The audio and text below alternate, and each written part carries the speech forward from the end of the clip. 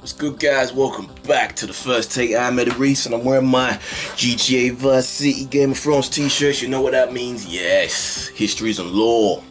Season 3, Part 2. I think this is Part 6 or 7 overall. I'm using count. Who cares? Let's get into it straight away. No talking.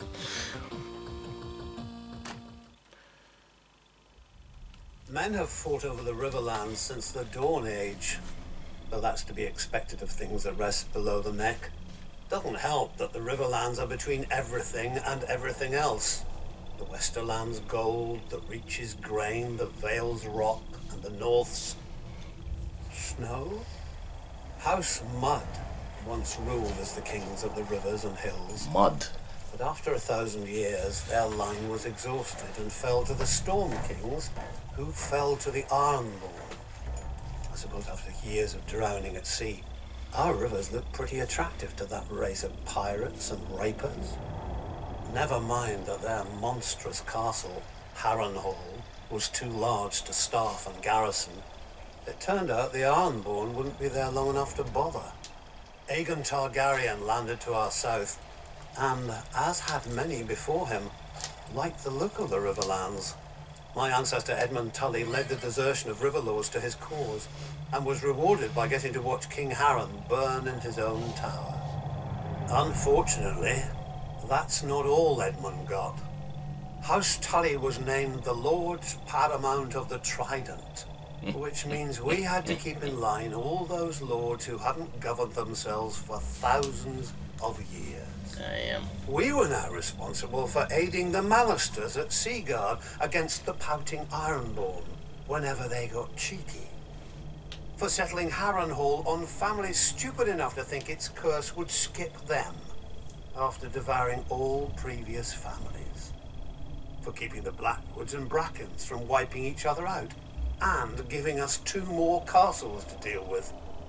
For keeping the Freys in their place and out of others' pockets. Freys. For marrying off our sons and daughters wisely enough so we didn't follow House Mud into, well, the mud. Yet under the Targaryens, the Riverlands knew a peace we hadn't had for centuries, if ever. But like all good things, sooner or later it all goes to shit. And our shit had a name. Aerys Targaryen. Westeros has had its share of mad kings, but usually they had the sense not to bully more than one powerful house at a time. Aerys soon blundered into a triple alliance. The North, Stormlands, and Vale rose against him. But of course, where do you think most of the blood was spilled? My brother Hoster guaranteed the answer to that with the marriage of my niece to Eddard Stark, the Warden of the North. At least Hoster didn't send her to Robert. So, the Riverlands joined the war against the Mad King, and it was on one of our rivers that Prince Rhaegar died, sealing the fate of his dynasty. Robert was a great soldier and a horrible king. Drinking and whoring are their own brand of madness when you sit on a throne that everybody wants. He died, and another war started. Again the armies marched. Again the Riverlands burned. If Westeros isn't careful, pretty soon our people will grow some sense and abandon this place for a safer realm, like the Dothraki Sea.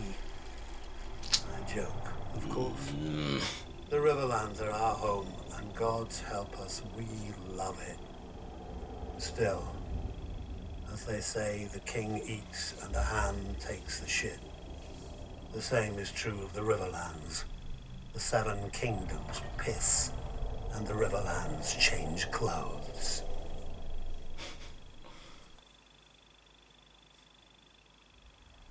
Other houses chose dragons, krakens, and lions for their sigils. Yeah, fucking We fish. Tullys took the trout. Yeah, come That on. most terrifying of fish, especially when it leaps out of the water.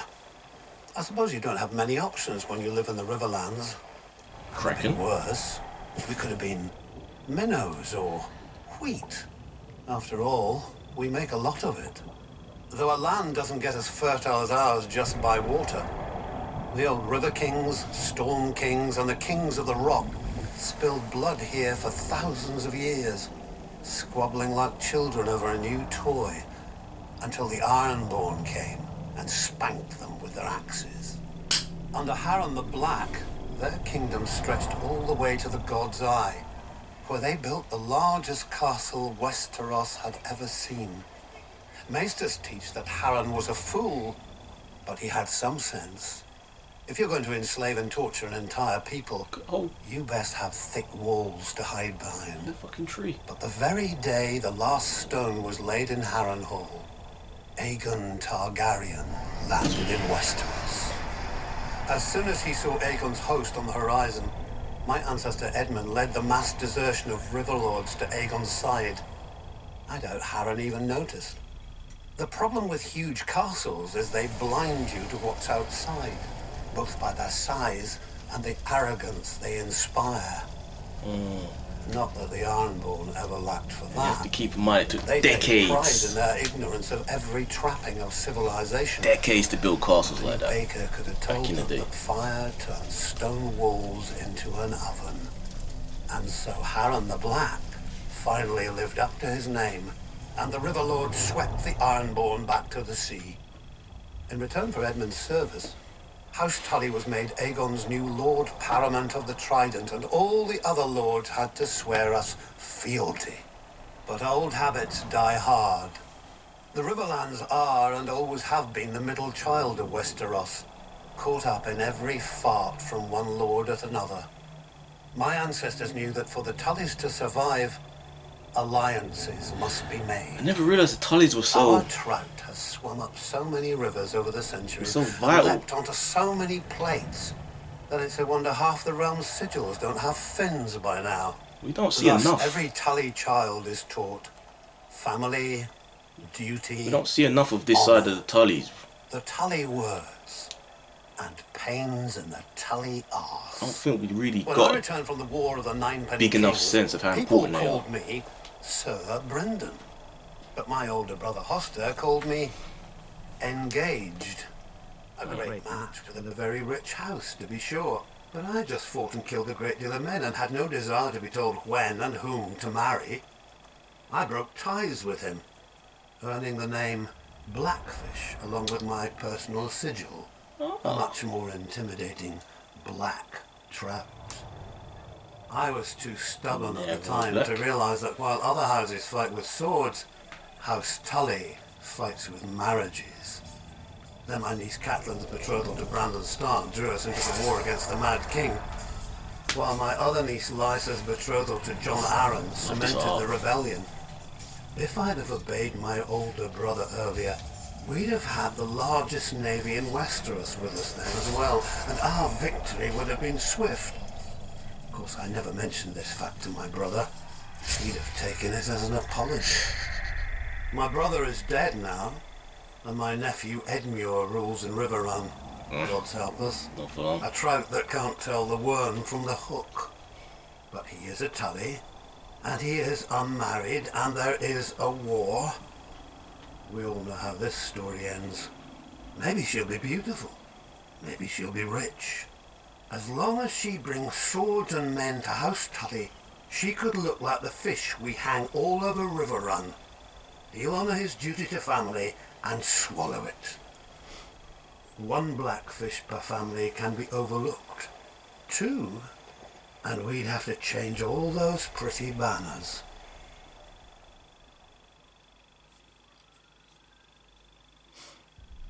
The Reach is aptly named.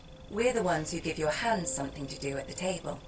As the most fertile region of the Seven Kingdoms, we grow the lion's share of the grains and fruit that feed this country. Especially now, since the rebels have burned down the other fields. Thankfully, House Tyrell is here to do its duty to the crown and keep the capital from starvation. Yet, as with all gardens, weeds grow in the Reach too, though few name them as such. Singers fill our heads with chivalry and courtly love, fluff to make boys fight and girls swoon. Oh, the songs are good enough for a pleasure barge down the Mander. They give pleasure to the common people and harmony to the realm. But if the rise of House Tyrell proves anything, It's that virtue and honor have their place, and if you're not careful, that place is the grave. Unlike the Lannisters, Starks, and Arryns, we were never kings in our own right.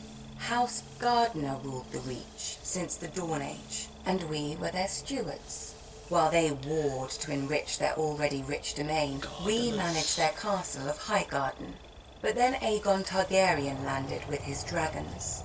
Nobody knows why the Gardener King took the field against him. Anyone could see that a man who grows flowers should beware a man who grows fire-breathing monsters. But maybe it wasn't wholly his idea. Maybe someone whispered in his ear about all the face he'd lose with the other 6 kings if he stayed home. It's interesting. The rest is history. The last Gardener King lost his face, along with his body, and his steward Harlan Tyrell promptly yielded Highgarden to Aegon. My grandmother swears that Harlan was like most of our men, and grew up banging steel together too loudly for a thought to penetrate. But luckily, his wife had better sense. Considering the fact that they were basically just stewards. In return for Harlan's show of sense, Aegon proclaimed House Tyrell the Lords of the Reach and Wardens of the South, passing over all the other houses Tyrells with have this sense of claims. superiority, which they really shouldn't have. Hightower, who were kings before the They've never been Andals came, kings. their seat is the oldest city in Westeros. They call it Old Town. Wealthy, proud, and solitary. So There I like have them, been don't get me wrong. Hightowers who wouldn't come down from their great lighthouse for decades. Its name, fittingly, is the Hightower. House Florent, who had actual blood ties to the Gardeners. They whinge about their ancient rights to Highgarden every once in a while, and now that their daughter is married to Stannis Baratheon, about their rights to all of Westeros too. Apparently, putting a fox on your banners doesn't impart a fox's wiles. House Tully, who still gives the Reach the best soldiers it has. If Aegon had named them as his lords, the Reach would have become the greatest military camp in the world, until it starved to death. The price for conscripting all the farmers. Yet Aegon chose us. Centuries later, when his descendant Aerys faced rebellion, the Reach stayed loyal. Mostly. My father, Mace, dealt Robert his only defeat in the war, even if it was my father's vanguard who did most of the fighting before he arrived. After the Battle of Ashford, we laid siege to Storm's End, Robert's home. Unfortunately, the war ended before we could take it and free up our armies to go save the king. The new King Robert had a forgiving nature. Our crimes were brushed aside without even one execution for the sake of formality. Our family was surprised until Robert's new hand, John Arryn, came by with the bill. The Reach is second only to the Westerlands in wealth, and Robert meant to spend as much of it as he could get his hands on. We gave him the coins he wanted, and later, when he wanted our grain or fruit or wine, he gave them back at whatever price we set. Now, much of Westeros is ashes. The rest of it is armies. As the Starks are fond of saying, winter is coming, and for leagues outside the capital there isn't a harvest to be seen. Have no fear. The Reach is, as always, bountiful. House Tyrell will manage the harvest and keep the Seven Kingdoms from starvation, like the good stewards we once were. Just ask House Gardner. Yeah, like I was saying, that family has way too much Impregnable. sense of entitlement. That's how the Vale Considering sees they've itself. only been there like 2 generations. Shielded from Westeros by its mountains. Grandmother especially. They call the entrance to their land the Bloody Gate because, during the Age of Heroes, a dozen armies supposedly smashed themselves against it. Even if they'd gotten through, the roads of the Vale are narrow, steep, and treacherous. Half the men would have slipped to their deaths, or frozen in the mountain snow. Or so the common wisdom goes. Except the Vale has been conquered. Those vaunted mountains didn't stop the Andals who came by the Eastern Sea. The people of the Vale say that Sir Artus Arryn, the Andal general, flew on the back of a giant falcon and slew the Griffin King on top of the tallest mountain. During Aegon's conquest, one of his sisters did the same, flying her dragon over the Bloody Gate and up to the Eyrie, the Arryn stronghold. and the Arryn boy king yielded the Vale in return for a ride on the beast. Do you sense the theme here? The rationalizing of defeats with mythical beasts and the whims of children, instead of acknowledging the root cause, the arrogance of isolation. The men of the Vale are so proud of their mountains, they can't abide any flaw in them. As with the mountains, so too with their blood. The first Andals landed in the Vale, as its most powerful lords, the Arryns, the Waynwoods, the Corbrays, like to brag. Through their veins runs the blood of the oldest Andal nobility in Westeros, but through their brains runs an even older folly. That blood matters. If it did, those pure-born lords should have been able to exterminate the hill tribes centuries ago.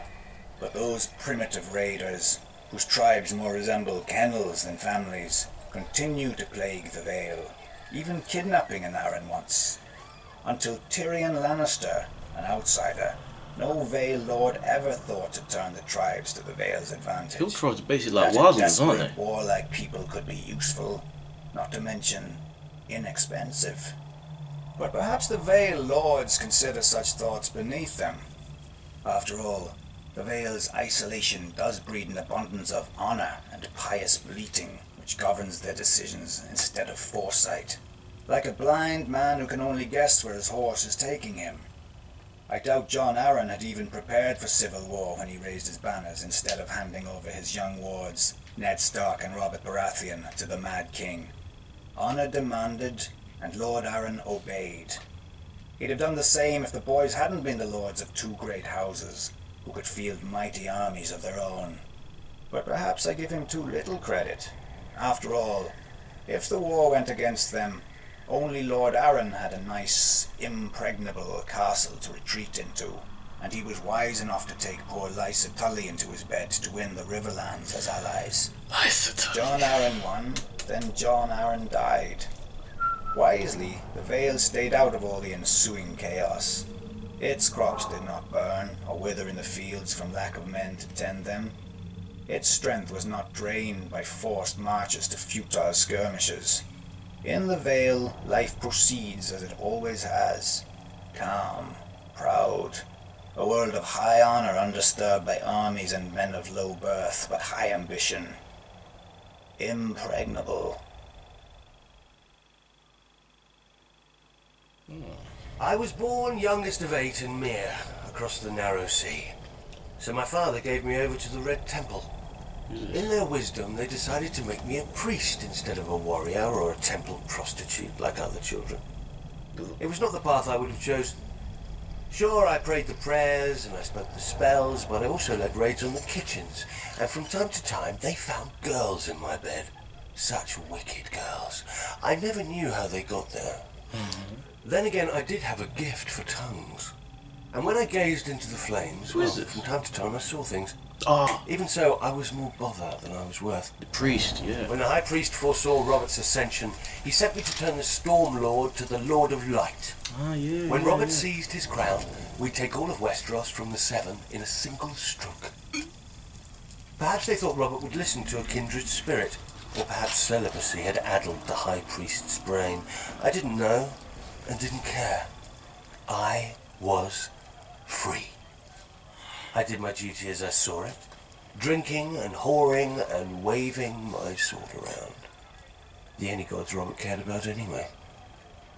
Years passed, Robert became king, I became a joke, we both became fat. I even won some glory in Greyjoy's rebellion, first through the breach and all that. It's amazing what boldness a full bladder can inspire. But Robert had stopped listening to my sermons a long time ago, even if I'd still bothered to give them. Then came Robert's death, and the war. I'm not speaking of those brats squabbling over the world's pointiest chair. Powers long asleep are waking and moving through the land. Okay, here we go. I've seen them in my flames. Shit, I've seen them with my own 2 eyes. The Lord of Light is real. And if he's real, then all of it is real. Man once again faces the war for the dawn, which has been waged since time began. On one side is the Lord of Light, the heart of fire, the god of flame and shadow. Against him stands the great other, whose name may not be spoken. The Lord of Darkness, the Soul of Ice, the God of Night and Terror. According to prophecy, our champion will be reborn, to wake dragons from stone and reforge the great sword Lightbringer that defeated the darkness those thousands of years ago. If the old tales are true, That John, a really? terrible weapon forged with the lifeblood of a loving wife's heart. Reborn. Part of me thinks man was well rid of it. But great power requires great sacrifice. That much, at least, the Lord of Light is clear on. I sound like a dried-out old woman, I know. But as our former hand liked to say, winter is coming. When the cold winds rise, all men, no matter their faith or lack of it, huddle beside my night fires. And I pray the prayers, and speak the spells, and beseech the Lord of Light to bring back the dawn. So far, so good. It's gotta be But John. reprobate as I am, I can't help but wonder what will happen if, one day, our Lord does not answer. Imagine a night that goes on forever, so dark and full of terrors. Because even though he's been bringing back that other night, I think I need another drink. the one that keeps dying, he keeps bringing him back. Prophecy has to be about John, not that guy.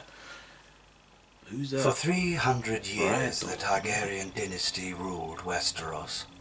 Wars were still fought, homes still burned, and men still died. But compared to the chaos of what came before, the realm was stable. And boring. The Targaryens lied, thieved, and killed as much as other lords. They just had dragons to answer all complaints. Until they didn't. When the last dragon died, it was only a matter of time before the Targaryens followed, By only, you mean another century? which they wasted trying to replace their lost advantage, incinerating their own palaces to hatch dragon eggs, drinking wildfire to become dragons, and let's not forget the Mad King's favorite, burning men alive so he could pretend to be a dragon. We urged Aerys to pardon Brandon Stark. The boy had threatened Prince Rhaegar, but Rhaegar had stolen the boy's sister. And the boy was the eldest son of our Warden of the North.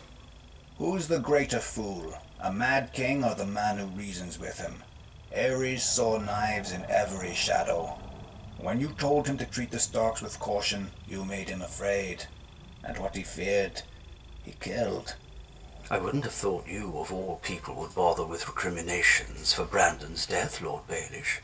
Not after your, shall we call it, duel with Challenge, yeah. Brandon was as arrogant as he was stupid. Love this little Like back his and forth. father, Lord Stark, who answered Aerys' summon to the capital. They earned their fates. But the younger son, Ned, what was his crime that Aerys ordered his death as well? Unlike men, families don't die when you lop off their head. At the very least, you should have pointed out that loyal and dutiful Ned was living with Jon Arryn, a proud and over-righteous lord with an impregnable castle and no sons of his own. Perhaps you could have spared Aerys the embarrassment of revolt. If only we'd had the foresight to consult you, Lord Baelish, but I suppose first we'd have had to know who you were. Nobody knew Robert Baratheon either, yet he claimed the right to sit on the Iron Throne. He had Targaryen blood, through his mother. A pretty dress for an ugly truth. It was war, and he could swing a hammer harder than the other options. When did you know you'd lost, Lord Varys? When Robert Baratheon killed Prince Rhaegar on the Trident. Wrong. You lost the war when you let Ned Stark slip back into the north. Neither the bloody gate of the Vale or Moat Cailin in the north have ever fallen. They could have held out for years, even if you'd killed Robert. But you let him slip through your fingers as well. I told the court that Robert was hiding in the Stony Sept, but the hand of the king wasted too much time searching the city. Something about the glory of single combat. Then Ned Stark's army arrived to save the day. Too bad Lord Tywin wasn't the hand any longer. He would have simply razed the town and been done with it. Perhaps. And perhaps the rebels would have found even more of the countryside flocking to their banners. I'd almost forgotten.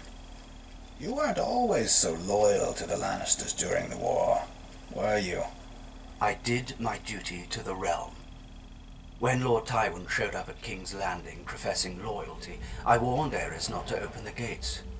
Prince Rhaegar was dead, our army scattered. The lion does not stir unless he smells meat. I admire your powers of persuasion, Lord Varys. Few could traffic in so many secrets to so little avail. Grand Maester Pycelle told Aerys what he wanted to hear, that his old friend Tywin was there to save him. Fucking Parcel. Then Aerys' old friend sacked the city, and his son stabbed Aerys in the back. A regrettable, though necessary action. As were the pardons the new King Robert bestowed on the royalists. Mace Tyrell, Barristan Selmy, you. King Robert wisely chose order over vengeance. John Arryn wisely chose for Robert, but John Arryn died. Then Robert, then Ned. So ended their glorious revolution.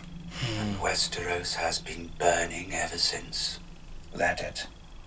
How Targaryen of you. One of the mad ones. Fire turns even the proudest oaks to ash, leaving newer roots space to climb. I miss those two going back and forth, man. I really love Some the houses dynamic. rise to power through strength, Their others conversations. through wealth. House Frey gained its title through cunning.